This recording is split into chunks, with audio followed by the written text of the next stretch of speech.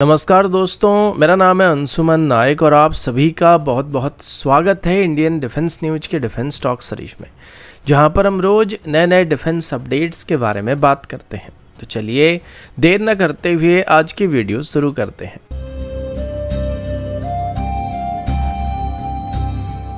आज की पहली अपडेट रशिया और भारत की डिफेंस रिलेशन की तरफ से है।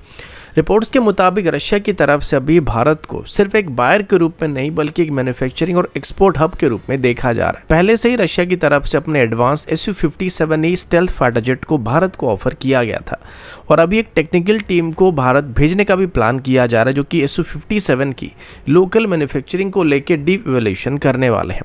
रिपोर्ट्स के मुताबिक वेस्टर्न सैंक्शन की वजह से रशिया को भी डायरेक्टली अपने इक्विपमेंट को एक्सपोर्ट करने में प्रॉब्लम का सामना करना पड़ रहा है, जिस वजह से रशिया की तरफ से अभी भारत में अपनी अलग अलग प्रोडक्शन लाइन को ओपन करने का प्लान बनाया जा रहा है। जिस तरीके से अभी भारत में ब्रह्मोस मिसाइल को मैन्युफैक्चर किया जा रहा है, ठीक वैसे ही रशिया अभी Su-57E को भी भारत में बनाकर एक्सपोर्ट करने का प्लान बना रहा है। अभी रशिया की तरफ से Su-57 को भारत में मैन्युफैक्चर करने के लिए चेल की नासिक फैसिलिटी को एक्सप्लोर किया जा रहा है और इसके लिए रशिया की तरफ से अभी Su-57E को TOT और लोकल मैन्युफैक्चरिंग ऑप्शन के साथ इसका एक्सपोर्ट राइट को भारत को देने का प्लान किया जा चुका है, क्योंकि ऐसा करने से आगे चल के भारत बिना कोई दिक्कत के इसको किसी भी देश को एक्सपोर्ट कर पाएगा जिसका डायरेक्टली रशिया के साथ कोई लिंक नहीं रहेगा और ऐसा करने से इनडायरेक्टली रशिया अपनी डिफेंस इक्विपमेंट एक्सपोर्ट कर पाएगा। अगर भारत इस प्रपोजल में आगे बढ़ता है तो साउथ ईस्ट एशिया, अफ्रीका और मिडिल ईस्ट कंट्रीज को इस जेट को एक्सपोर्ट किया जा सकता है। रिपोर्ट्स के मुताबिक रशिया को भी यह लगता है कि भारत का एंडोर्समेंट इस प्लेटफॉर्म को ग्लोबल मार्केट में क्रेडिबिलिटी दिला सकता है और इसी वजह से अभी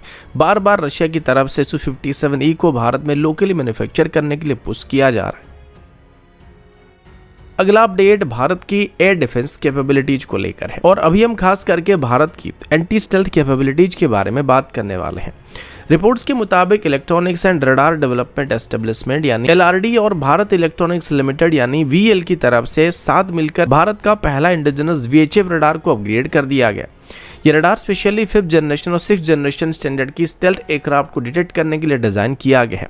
पहले जब इस रडार को बनाया गया था तब ये रडार स्टेल्थ एयरक्राफ्ट को 200 किलोमीटर की दूरी से ट्रैक कर सकता था, लेकिन अभी इसको अपग्रेड करने के बाद इस रडार का रेंज 500 किलोमीटर तक इंक्रीज हो चुका है।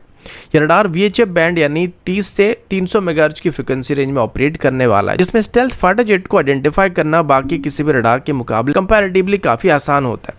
VHF वेब्स की वेवलेंथ काफी लंबा होता है, जिसमें स्टेल्थ सेपिंग और रडार अब्जॉर्बिंग मटेरियल का इफेक्ट काफी कम हो जाता है। इसी वजह से F-35 जैसे एडवांस स्टेल्थ फाइटर जेट को और फ्यूचर जनरेशन एयरक्राफ्ट को भी इससे ट्रैक किया जा सकता है। अभी भारत के लिए स्टेल्थ थ्रेट का खतरा बहुत ही बढ़ता जा रहा है, क्योंकि पहले से ही चाइना के पास J-20 जैसे 5th जनरेशन फाइटर जेट मौजूद है और अभी जल्द ही पाकिस्तान को भी J-35 जैसे 5th जनरेशन फाइटर मिलने वाले हैं। तो ऐसे में भारत के लिए एंटी स्टेल्थ कैपेबिलिटीज को हासिल करना एक सबसे बड़ी प्रायोरिटी बन चुका है। अभी के लिए भारत इमीडिएट बेसिस पर 5th जनरेशन फाइटर जेट को एक्वायर करने में सक्षम नहीं होने वाला, क्योंकि अगर हम अभी directly 5th generation fighter jet को खरीदते हैं तो उनको अपने सर्विस में शामिल करने के लिए मिनिमम 3 से 5 साल का समय लग सकता है, जिस वजह से एंटी स्टेल्थ रडार को हासिल करना भारत के लिए गेम चेंजर साबित हो सकता है। क्योंकि अगर हम दुश्मन की 5th जनरेशन फाइटर को डिटेक्ट कर सकते हैं तो उनको काउंटर करना हमारे लिए थोड़ा आसान हो जाएगा और अभी इस नई एंटी स्टेल्थ रडार को हमारे एग्जिस्टिंग एयर डिफेंस सिस्टम की ग्रिड में भी इंटीग्रेट करने का प्लान किया जा रहा है, जिससे आगे चल के हमारे एग्जिस्टिंग सिस्टम भी स्टेल्थ एयरक्राफ्ट के साथ एंगेज हो पाएंगे। अगला अपडेट इंडियन एयरफोर्स की तरफ से है। रिपोर्ट्स के मुताबिक इंडियन एयरफोर्स अभी अपनी एयर सर्वेलेंस और इंटेलिजेंस कैपेबिलिटी को नेक्स्ट लेवल पर ले जाने के लिए 75 के आसपास हाई एल्टीट्यूड सीडो सैटेलाइट्स को खरीदने का प्लान बनाया जा रहा है। ये एक नई कैटेगरी के एरियल प्लेटफॉर्म्स होने वाले हैं जो स्ट्रेटोस्फीयर में ऑपरेट करने वाले हैं। इन सिस्टम को एक बार लॉन्च करने के बाद ये लगातार 1 से 2 महीने तक या 3 महीने तक भी ऑपरेट कर सकते हैं और हवा में रहकर सर्वेलेंस, कम्युनिकेशन, रिले और इंटेलिजेंस मिशन को एग्जीक्यूट कर सकते हैं। एक तरीके से ये high altitude pseudo satellite drones और सैटेलाइट के बीच में एक ब्रिज की तरह काम करते हैं। ये प्लेटफॉर्म कमर्शियल एयर ट्रैफिक के ऊपर वेदर एक्टिविटी से परे स्ट्रेटोस्फीयर में ऑपरेट करने वाले सिस्टम होते हैं, जिससे इनकी ऑपरेट करने की कॉस्ट काफ़ी कम हो जाता है और ये नॉर्मल सैटेलाइट के मुकाबले काफ़ी कम पैसे में इनको बनाया जा सकता है और इनको ऑपरेट किया जा सकता है। एक बार हमारी फ्लीट रेडी हो जाए उसके बाद इंडियन एयरफोर्स को line of actual control, LOC और इंडियन ओशन रीजन जैसे सेंसिटिव एरिया में लगातार मॉनिटरिंग करने की कैपेबिलिटी मिलने वाली और हम 24 घंटे यहाँ पे नजर रख सकते हैं। मई 2025 में ही इंडियन एयरफोर्स की तरफ से पहले सिर्फ 3 हाई एल्टीट्यूड सीडो सैटेलाइट को खरीदने के लिए रिक्वेस्ट फॉर इन्फॉर्मेशन को इशू किया गया था, लेकिन अभी इसको इंक्रीज करके 75 तक बढ़ाने का प्लान किया जा रहा है। यह प्लेटफॉर्म आर्मी, नेवी और एयरफोर्स तीनों सर्विस में भी इंटीग्रेट किए जाने वाले हैं, जिससे हमारी तीनों सर्विस की electronic intelligence, communication relay, border surveillance और सी सर्वेलेंस कैपेबिलिटी कई गुना तक बेहतर होने की उम्मीद किया जा रहा है। अगला अपडेट इंडियन एयरफोर्स की तरफ से है। रिपोर्ट्स के मुताबिक इंडियन एयरफोर्स की तरफ से अपने अपग्रेडेड जगुआर डरीन 3 एयरक्राफ्ट के लिए अभी 56 इंटरनल रडार वार्निंग जैमर या इलेक्ट्रॉनिक वॉरफेयर पॉड को खरीदने का प्लान बनाया जा रहा है। ये डील कई सौ करोड़ की होने वाली है और इसमें ग्राउंड सपोर्ट और हैंडलिंग इक्विपमेंट भी शामिल होने वाली है। डरीन 3 अपग्रेड के बाद ये इंडियन एयरफोर्स की जगुआर का फर्दर अपग्रेड प्रोग्राम होने वाला है, जिसमें अभी HAL की लीडरशिप में चल रहे प्रोग्राम में इसमें AESA radar, multi function display और एडवांस मिशन कंप्यूटर जैसी मॉडर्न टेक्नोलॉजी को इंटीग्रेट किया जा रहा है। इस अपग्रेड के बाद जगुआर का एयरफ्रेम 2035 तक ऑपरेट करने लायक बनने वाला है। इस अपग्रेड के बाद हमारे जगुआर एयरक्राफ्ट अभी आर्मड फॉर्मेशन, एयरफील्ड और मरीन टारगेट के खिलाफ स्टैंड अप स्ट्राइक मिशन को करने में और भी कैपेबल होने वाला और भी ज्यादा पावरफुल साबित होने वाले हैं।